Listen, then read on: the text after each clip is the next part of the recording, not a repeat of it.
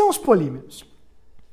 Polímeros é uma parte, pessoal, que é interessante se trabalhar junto com a bioquímica, é por isso que eu estou trabalhando aqui nesse capítulo de número 7 do seu livro, porque é uma parte muito pouco cobrada nas provas de química de ensino básico, infelizmente, porque é lindo, é maravilhoso, é muito bonito mesmo o estudo sobre polímeros. Mas vamos trabalhar com um propósito, que é como as provas trabalham os polímeros. Portanto, vou convidá-los a observar comigo o que diabos é um polímero. Polímeros são macromoléculas, ou seja, moléculas gigantes. Macromoléculas. Moléculas provenientes da união de vários monômeros. Então, vários e vários monômeros, essa união entre estes vários monômeros, geram moléculas maiores chamadas de polímeros. Tudo bem? Mas afinal, o que é um monômero, né? Monômero é a parte que se repete várias vezes, formando justamente uma molécula macro, uma molécula maior, que a gente chama de polímero.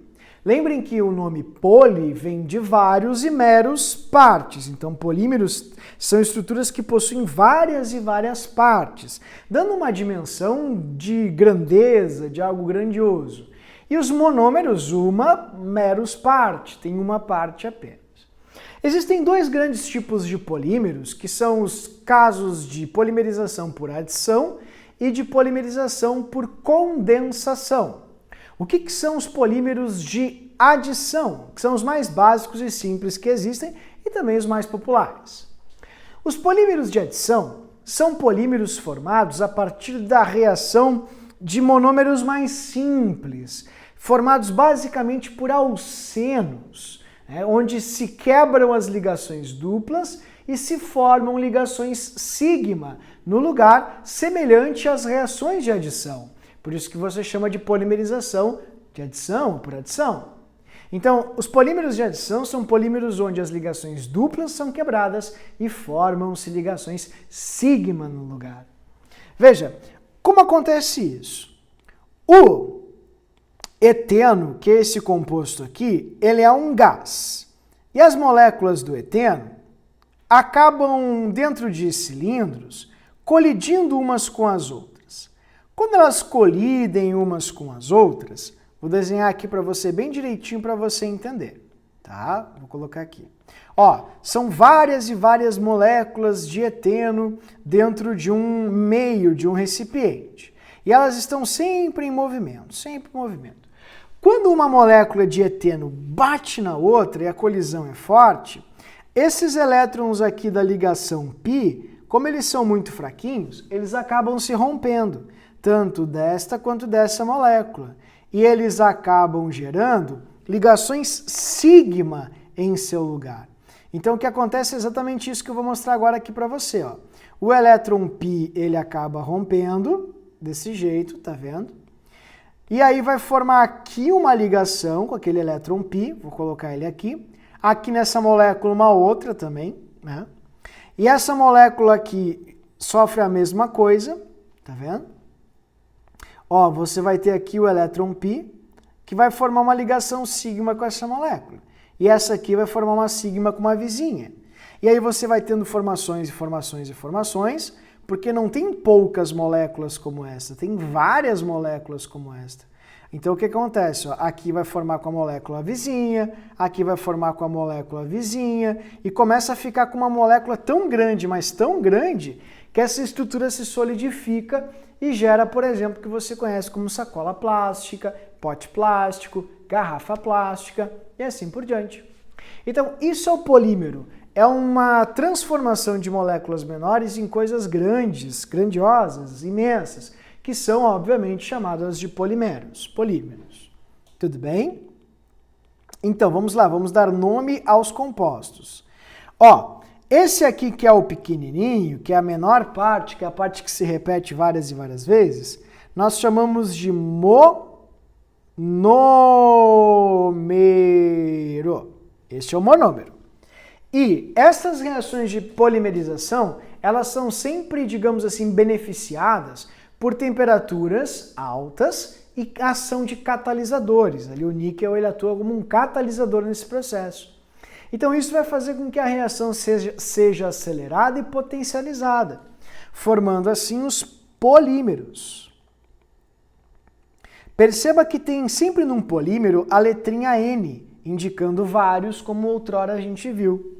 E aqui tem o N também, indicando que tem muitos. Este aqui, por exemplo, é o eteno, também chamado de etileno. Quando ele começa a se quebrar, bater nos outros e formar ali essas grandes estruturas, ele forma o polietileno. Assim. E o polietileno é conhecido, evidentemente, como plástico comum. O símbolo dele é P, polietileno. Pode também estar escrito assim, polietileno mais durinho, que é o de alta densidade, ou mais molinho, que é o de baixa densidade. Então, se você encontrar essas siglas, todas elas se referem ao polietileno. Agora, se você pegar um objeto plástico na sua casa e observar, vai ter numa parte desse objeto um símbolo escrito o polímero que o constitui. Se for PE, é polietileno. PE, PEAD, alta densidade, que é mais durinho, PEBD, baixa densidade, que é mais molinho. Tudo bem? Agora, nem só de polietileno vivem os polímeros. Existem vários outros que são muito parecidos com o polietileno, mas que possuem outros radicais. Um deles, que é super popular, é o cloreto de vinila. Vulgarmente a gente chama esse radical aqui de vinila, que seria a etenila, né, caso fosse uma ramificação. Eles gostam de chamar de vinila, tá? Um nome vulgar. Então esse aqui seria o cloreto de vinila. E quando o cloreto de vinila reage com catalisador e com calor, ele gera o policloreto de vinila. Então digamos que N moléculas de cloreto de vinila, vou colocar um N aqui para você, tenham reagido e aí vão formar N moléculas de cloreto de vinila, que é o polímero. Aqui está o seu polímero. E esse policloreto de vinila, vou escrever aqui embaixo para ti, ó, policloreto de vinila, você conhece como PVC, policloreto de vinila, que são os canos, os encanamentos, as aberturas, às vezes, né? A sua janela pode ser feita de PVC, muito comum, que é um plástico proveniente desse polímero PVC. O monômero dele, então, é o cloreto de vinila e o seu polímero PVC. Tudo bem? Outro interessante aqui que é legal você saber, que tem a mesma base ali do etileno, é o poliestireno. Pouca gente sabe que é o nome oficial de uma coisa chamada de isopor. As pessoas chamam de isopor, mas na verdade o nome isopor é da marca, né? Exatamente. Esse aqui é o estireno. Esse é o nome vulgar dele. Desculpa, o nome oficial dele, né? Estireno. Não oficial no sentido de, como posso dizer, da IUPAC, né? Segundo a IUPAC seria diferente. Seria ali uma espécie de feniletenila, ou enfim, etenila benzeno, né? Etenilbenzeno seria o nome oficial segundo a IUPAC. Mas é muito comum você chamá-lo de estireno, que seria o nome, enfim, comum. E o que acontece? Quando ele se polimeriza, olha ali o que vai acontecer. Você vai ter aqui a reação de polimerização. Ele vai formar o polietileno. Polietileno. E o polietileno é o que a gente conhece vulgarmente como isopor. É legal saber que poliestireno, desculpa, eu escrevi polietileno, né? Peço perdão. Poliestireno,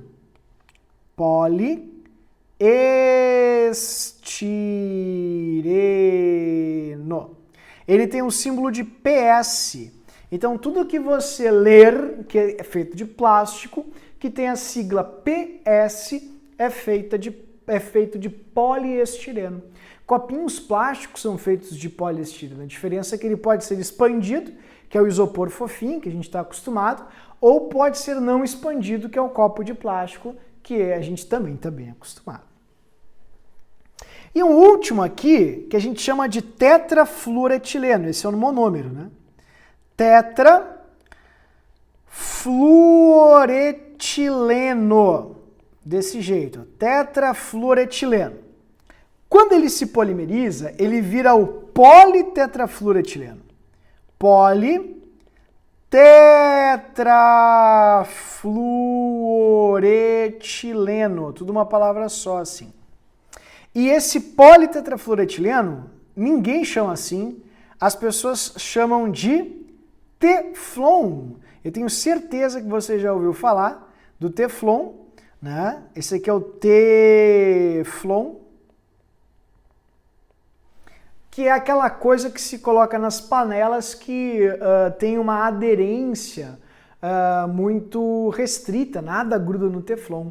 A sigla do Teflon é Teflon mesmo, então você vai encontrar escrito Teflon quando você encontrar alguma panela ou algo assim constituída por esse polímero. Por isso que nunca se deve lavar panelas de Teflon com a parte dura da esponja ou com algum objeto mais duro, né? Ou faca ou algo assim. Por quê?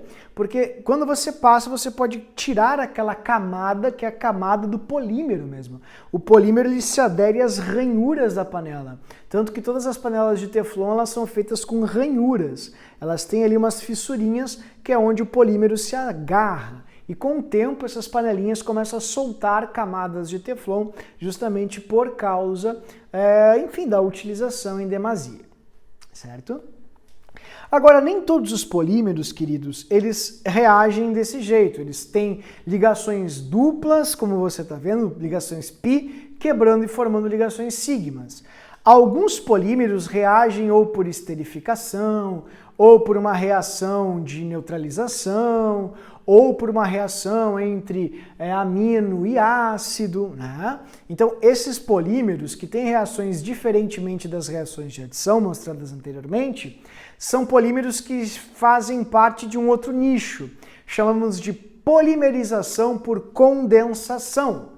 São os polímeros que se formam não pela quebra de ligações duplas e formação de ligações sigma ou simples, mas por esterificações, reações de formação de amidas, né, de peptídeos até. Então, vou mostrar para você, não de peptídeos em específico, nesse caso que eu vou mostrar, mas nas proteínas você tinha, né, enfim, os peptídeos. Mas formação de amidas, formação de éteres, certas vezes. Então, quando você tem a formação de uma molécula mais complexa, que não veio de uma reação de adição, você diz que é uma polimerização por condensação, certo? Você não tem que saber várias, de fato. Eu vou mostrar para você apenas dois que são os mais populares, para você ter ideia. Esse aqui é o mais popular que existe, que vem do ácido tereftálico com o etileno glicol. Então eu vou escrever aqui para você, ó. Ácido tereftálico mais etileno glicol. Esse é o nome dele vulgar, obviamente. Eu não quero que você decore os nomes e tal, mas o nome que vai gerar aqui mais, ó, vai formar N disso. N ácidos tereftálicos reagirão com N etilenos glicóis, o etileno glicóis, perdão, formando N águas. Aqui estão as águas embaixo. E o nome desse polímero, que vai ter esse éster repetido várias e várias vezes, por isso você pode chamar de poliéster, desse modo, é polietileno tereftalato. Polietileno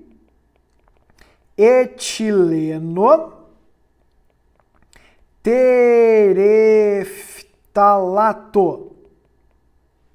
Não sei se tu notou ali alguma coisa comum, assim, alguma coisa conhecida. Sabe o que é o polietileno tereftalato, né? Polietileno tereftalato é o PET, querido. Isso que tu tá vendo aqui é o que a gente chama de PET, polietileno tereftalato, PET. Por isso, o PET não é um polímero de adição.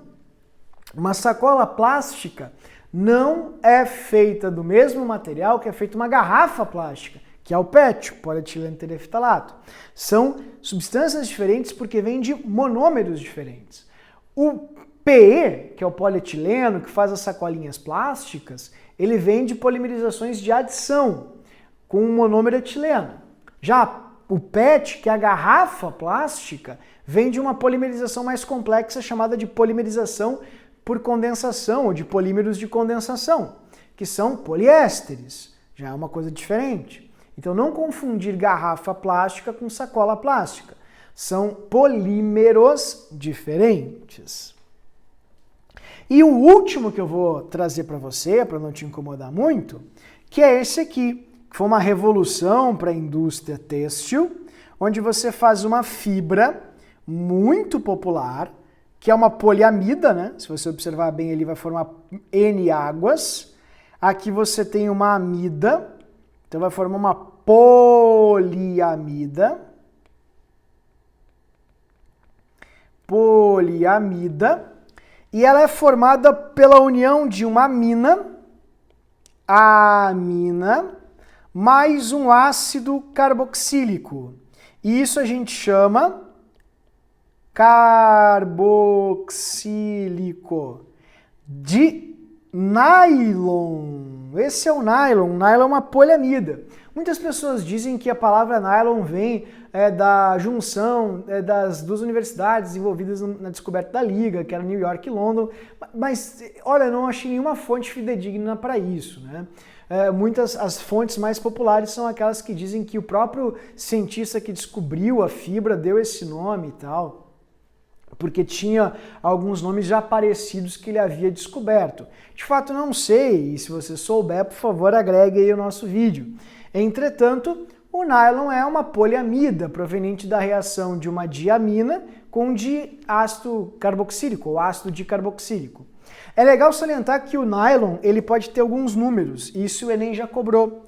Esse aqui, por exemplo, é o nylon 66. Ele é 66 porque ele tem 6 carbonos aqui, 1, 2, 3, 4, 5, 6, e 6 carbonos aqui também, 66. Então, por exemplo, se houvesse 5 carbonos aqui e 3 aqui, seria 5 e 3. Se houvesse 4 e 4, nylon 4 e 4. Ok? Então você não precisa se atucanar muito em decorar cada polímero que existe, apenas é legal você saber diferenciar polímeros de adição de polímeros de condensação. E sobre os de condensação, saiba apenas o PET e o nylon, né? Que o PET é um poliéster, o nylon é uma poliamida, tudo bem? São diferentes, por exemplo, dos polímeros de adição, que são mais básicos, todos provenientes de uma base muito semelhante, por exemplo, a do etileno. Uma última observação. Aqui você tem, no livro, umas siglas que indicam o número da polimerização. Esse númerozinho, ele diz respeito ao número que identifica o polímero. Ele é dado pelas indústrias de reciclagem e tal, e não tem nada a ver com o número de vezes que ele pode ser fundido ou coisas do tipo, isso é bobagem. Esse número vem, obviamente, das indústrias de reciclagem, que numeram pelo grau de importância do polímero. Se o Enem cobrar alguma coisa sobre isso, vai ter que dar para você alguma informação. Mas os números são justamente esses, né? 1 para o PET, porque é o polímero mais reciclado do mundo. 2, obviamente, para o PE, AD, que são os potinhos e polietilenos mais duros, porque são de alta densidade. E os demais você tem, obviamente, na tabela. Tem que decorar isso? Não, não precisa. Apenas por conhecimento. Por isso, quando você pegar uma garrafinha plástica e olhar embaixo, e estiver escrito PET número 1, é o número de reciclagem dele, e PET significa polietileno tereftalato. Tudo bem?